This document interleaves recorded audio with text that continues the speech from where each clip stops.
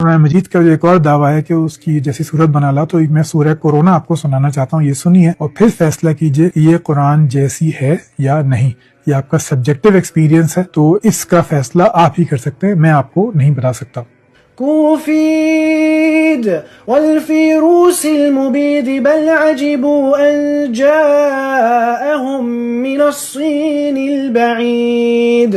आपके कुरान जैसी बेतहाशा सूरतें बन चुकी हैं, पूरा का पूरा कुरान लिखा जा चुका है, तो इसमें तो ऐसे कुरान में सूरह कोरोना की मिसाल आपके सामने है। आपको 10 लाख पाकिस्तानी देने के लिए तैयार हूँ अगर आप ये कुरान मुझे सही साबित कर दें। कुरान करीम का ये चैलेंज आज तक अपनी जगह कायम है कि अगर किसी को इसके कलामी इलाही होने पर कोई भी शक है तो इस जैसी एक सूरत ही बना लाए।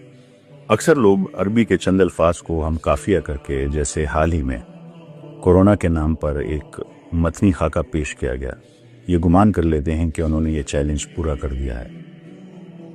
लेकिन चंद अल्फाज को जोड़ देने से कोई कलाम सूरत नहीं बन जाता।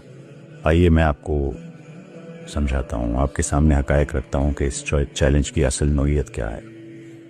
हम तवील सूरतों के साइंसी, तारीखी और गहरे लिंग्विस्टिक मिरेकल्स की बात ही नहीं करते। हम सिर्फ कुरान करीम की सबसे छोटी सूरत सूरह कौसर को एक ख़ास मैथमेटिकल और लॉजिकल जाविये से देखते हैं। इस मुख्तसर तरीन सूरत का हिस्सा 10 नंबर 10 के साथ जो नाकाबिल यकीन और पेचीदा कम्प्लेक्स ताल्लुक है, ज़रा इस पर गौर करें, आप हैरान रह जाएंगे। सूरह कौसर कतई तौर पर सिर्फ 10 अल्फाज पर मुश्तमिल है, एग्जैक्टली 10 वर्ड्स, और इस सूरत की पहली आयत 10 मुख्तलिफ यूनिक वर्ड्स में है।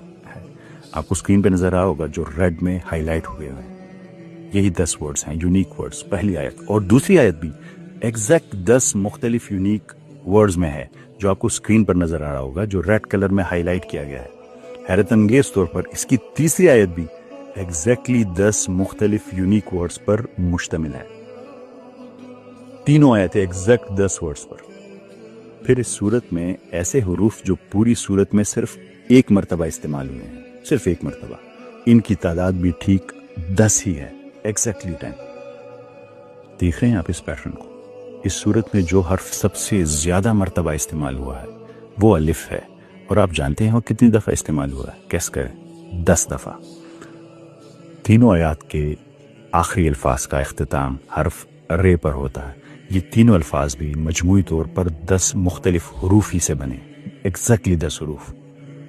अगर इन 3 काफ और 3 रे पर ख़त्म होने वाले अल्फाज को निकाल दिया जाए तो बाकी बचने वाले 4 अल्फाज में हुरूफ की कुल तादाद भी एग्जैक्टली 10 है, बिल्कुल 10। इस सूरत का पहला हर्फ अलिफ है, जबकि इस सूरत का आखिरी हर्फ रे है। हैरत अंगेज तौर पर अरबी हुरूफ तहज्जी में हर्फ रे का नंबर क्या है आपको पता है? 10, एग्जैक्टली 10 नंबर पर है। ये कोई इत्तेफाक नहीं है, जदीद इंफॉर्मेशन टेक्नोलॉजी की जुबान में ये मैथमेटिकल तरतीब महज इत्तेफाक है ही नहीं, बल्कि इस कलाम का अपना बिल्ट इन चेकसम है।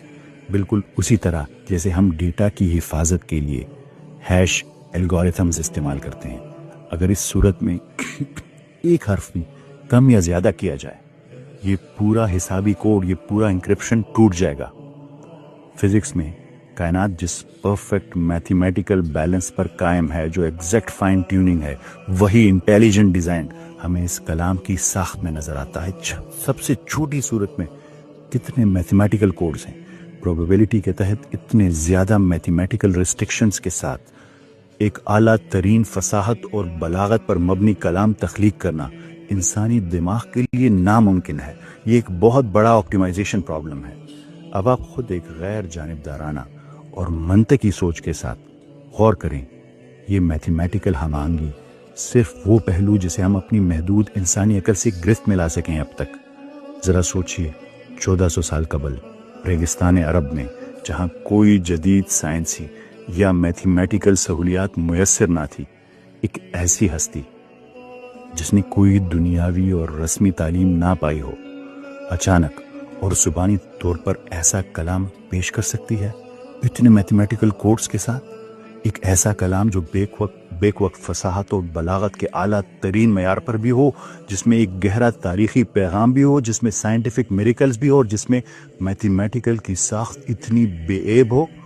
چند الفاظ جوڑ کر سورت بنانے کا دعویٰ کرنا بہت آسان ہے، لیکن محض 3 آیات کے اندر اس درجے کی ملٹی لیئرڈ اور پرفیکٹ ترتیب پیش کرنا انسانی استطاعت سے مکمل طور پر باہر ہے، اور وہ بھی 1400 سال پہلے۔